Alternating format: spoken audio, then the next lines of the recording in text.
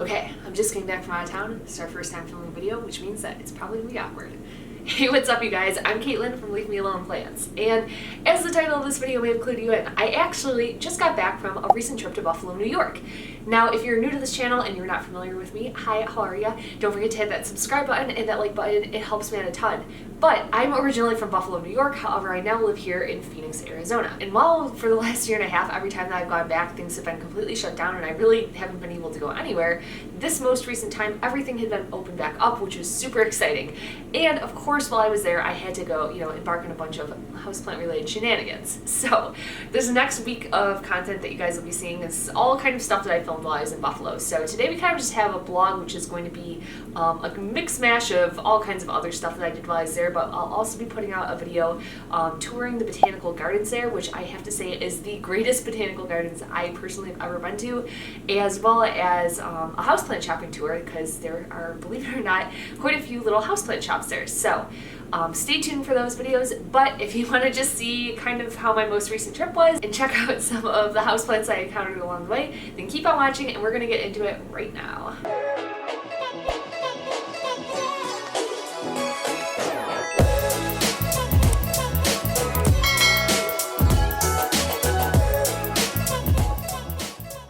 For those of you who don't know, Buffalo, New York sits in western New York, kind of right next to the border of Canada by Niagara Falls. A lot of times when I say that I'm from New York, people just instantly assume like the city, but it's not the city at all. It's kind of like a blue-collar, suburban city type area with some rural areas. I don't know, it's all of the above, but it's nothing like New York City. It's very, very different. So, yeah, again, that's where I'm from, and while I was back there, of course we go back all the time, but particularly this time we were back for a very special reason, which is that it was my great-grandma's 95th birthday. Now I'll put a picture of her over here. Trust me, she does not look a day over 70. Feel free to wish her a happy birthday down in the comments down below, because hey, that's quite the accomplishment. We kind of planned our whole trip around this party, and it was honestly a ton of fun. It actually happened at her daughter, my grandma's house, and she lives out in the middle of the country. Now throughout my whole family, while we do have a few people who kind of enjoy plants and enjoy landscaping and things like that, nobody's like an ultra houseplant lover like myself, which I guess, to be fair, is kind of on the extreme end of things. But while I was in town, I kind of wanted to just snoop around and see how all the rest of my family members' houseplants were doing. So this last Christmas, I had actually given my grandma one of the first houseplants that she's had in a while. Now, when I was younger, she used to have some houseplants around the house, never anything crazy, but when I recently gifted her this one, I gave her this little air plant, and it's kind of just this wooden boat of sorts with 3 air plants in it. Now, to my great surprise, it was doing absolutely awesome. The plants were even bigger than when I had given them to her, and she's doing a really good job with it, so that's super cool to see. She actually transports it back and forth between her house in Buffalo and her house in Florida, because she's a snowbird and goes back and forth. So yeah, overall, I was really, really impressed to see this. Of course, I wanted to get my great-grandma something as well for her birthday, so you guys may remember a while back in one of our houseplant hauls, I had actually gotten one of those little closed terrarium jewel orchids that I was obsessed with. Now, sadly, if you guys are looking over here, it used to be up on top of the speaker. It's no longer there, unfortunately. You may remember when we got it, I had opened the lid, which you're not supposed to do. It actually comes off. I don't know why I assumed that it didn't come off. I'm a little nervous to be getting like some kind of bacteria or fungus in there. And introduced, I don't know, a whole bunch of bacteria into it. Sadly, I'll put a picture over here. Mine got mold inside of it and unfortunately died. However, the thing about my great-grandma, of course, being 95, she has a harder time getting around. Her vision isn't super great, so she really can't care for houseplants.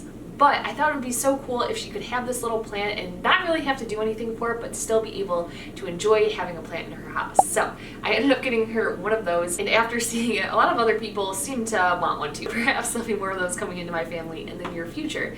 But yeah, if you're looking to gift somebody a houseplant and maybe they're not super into houseplants or they've never had one before and you're not sure if they're going to be able to care for it, both air plants and these closed terrariums, in my opinion, are some of the best choices. It really cuts out so much of the guesswork that you have to do, and overall, I think that they're a great option for everyone. Now, of course, again, since, everything happening with COVID, I really want to make my rounds this time and get to go visit the rest of my family. So earlier in the week, we had actually also gone over to my other grandma's house. I have a lot of grandmas, okay? This is my dad's mom, and she's 85. Now, growing up, she always had so many plants in her house. She had these beautiful terrariums, and her entire living room was covered in plants.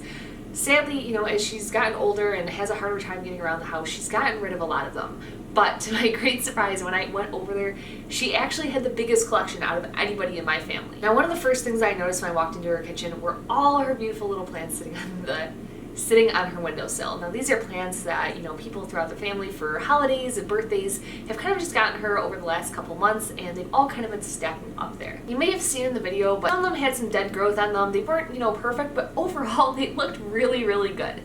One caveat that I did help her out with that I really recommend if you're gifting people plants or if you've gotten gifted a plant is you'll notice that some of them had those little foil wrappers on the pot. Actually, when I had gone and lifted up one of her pots, when I lifted up the foil wrapper, it was filled up with water, and this is exactly what you want to avoid. Now, if your plants are sitting in standing water like this and there's nowhere for that water to go, unfortunately what's going to happen is the plant is going to get root rot and it's going to die. Luckily, we were able to catch this soon enough with her plant. I dumped out the water and got rid of those nasty little foil wrappers because, trust me, they're not good for anybody. However, you may have also saw that she had this little cactus sitting on her windowsill. Now, this really interested me, of course, being from Arizona, but also because cactuses are pretty slow growers, and this thing had a lot of arms coming out of it. When I asked her about it, she had mentioned that down in her basement, she actually had the mother plant. So, of course, I had to go downstairs and go check it out. When I had gone downstairs, people really don't go down there very often. Everything was kind of dark and there's really no lights on, but in those traditional old block windows, you'll be very familiar with these if you're from the East Coast, she had these gorgeous, gorgeous giant cacti sitting in those windows, and I could not believe how well they were doing, you guys. She had 2 mistletoe cactuses, I believe, 1 spider plant, and one of these other cactuses that I don't even know what it was. It was something in between like an opuntia and a paper cactus. It was super, super cool. But I couldn't believe how well these plants are growing for her, you guys. Really talk about making the best out of a bad situation. The lighting wasn't great. They only got light on one side, and probably people don't care for them super often, but they looked amazing. So shout out to Grandma Filippi. She is killing it with the houseplant game. Now, she did have just a couple more things that I wanted to show you guys because I thought they were so cool. She had this Dracaena, which was kind of the last lasting plant in her living room. Again, this room used to be full of so many plants, but as you can see, this Dracaena or dragon tree had an okay amount of light from the window, but again, that blind's usually closed, so to see how well this was doing was awesome. Finally, I took a walk out into her backyard. I have so many memories from being out here as a little kid, and it was exactly like I remembered. Her backyard is overgrown with these beautiful grapevines. They weren't quite in bloom yet for having fruit on them, but I remember every year when I was a little kid, we used to go and pick the grapes, and we would literally get bags. It's as though she has a miniature vineyard in her backyard, and they actually came right from Italy because that's where her family had been from. So always something that was super cool to me. I definitely hope to get some cuttings of those grapevines one day when I have somewhere to put them in my house that, I could actually grow grapes off of. But yeah, overall, I was so excited to see all the plants that she had there, and was of course excited to see her too. So it was a really fun trip over to her house, and throughout the week I spent some time downtown. Now again, Buffalo is kind of one of those cities that I think isn't super on people's radar, but it's a great city to go visit, especially in the last 10 years. They've done a ton of work down at the waterfront and kind of just fixing things up to make it super cool. I even stumbled upon this little community garden that actually the kids in the Buffalo schools put together. Okay, you guys, so I'm down in an area right now. It's called Canal Side, and it's kind of like the waterfront area down in Buffalo. But I just stumbled upon this community garden, and I figured let's go check it out. This is new since I left Buffalo, and I thought it was super cool. It looks like this might be a project for maybe like the city schools. So it seems like the kids come down here and maybe plant crops and things like that. So I love this. I thought this is such a cool thing to find right in the city. Buffalo's not super big, but this is kind of the heart of downtown. So yeah, super cool to see this down here. Now, I of course had to hit up some of my favorite Buffalo places. I always say Buffalo has the best food. It's probably one of the things that I miss the most about leaving Buffalo is the food, because it is so good there. Nothing here really compares. Okay, guys, so we just got our Ronnie's Pizza. This is our local favorite, at least my family's local favorite. There's a ton of great places to get pizza in Buffalo.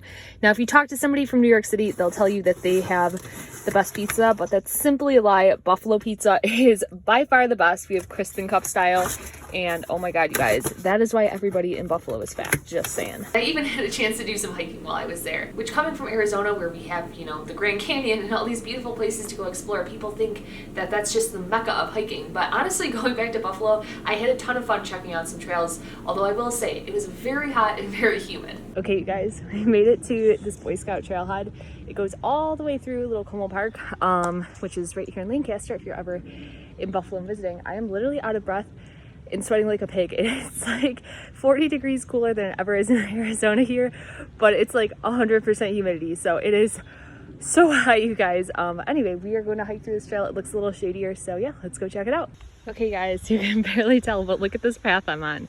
This is the path, but it is so engulfed by these bushes. This is like such night and day from Arizona and what we're used to back at home. As you can see, we're down by the river, and when I was a little kid, I used to come down here and catch little crayfish and keep them as pets. So yeah, let's see if we can push on through here. For all of us who can't even keep ferns in our house, I just want y'all to check out these beautiful ferns that are growing right in the ground here. They are everywhere in Buffalo. Sadly, at the end of the week, it was time to fly back to Phoenix. Now, of course, I was happy to get back to my normal life and into my routine because when I'm in Buffalo, I kind of have this ridiculous habit of like staying up until 3 in the morning and eating a bunch of junk food. But I had so much fun that I was there that I was honestly kind of homesick before I even left. When we landed back in Phoenix and I got to my apartment, I always have that dreaded moment when you open up your door after a trip and pray that your houseplants aren't all dead.